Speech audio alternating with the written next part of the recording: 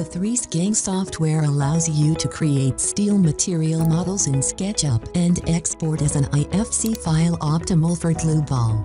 As an example, a carport structure is to be structurally analyzed in RFEM. The import is initiated under File, Import. The structural system of the SketchUp file is then imported into our program through the IFC interface. Now, create a new model in RFEM, specify a design standard, and begin working with the model. All members of the roof area are initially placed in the same plane.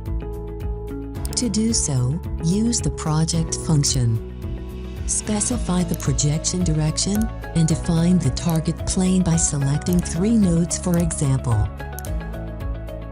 In the next step, the frame joints are slightly adjusted to model the eccentric position of the outer purlin. The upper main beam is extended to the member axis of the outer purlin, referencing an additional member. The additional member is then copied to the second column. By clicking cross-section 1 in the Data Navigator, all roof sections are selected and can now be set to the main beams using relative member eccentricities.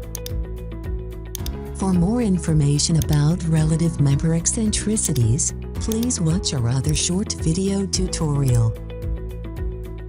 Before the modeling is complete, the structure must be supported by restraining the columns.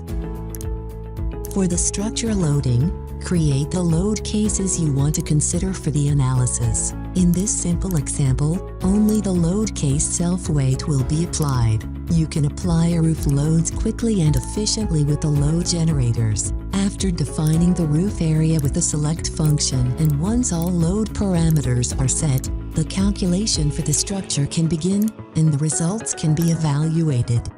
From here, the additional add-on modules such as RF Steel EC3 and RF Dynam are available for the structural steel design and dynamic analysis.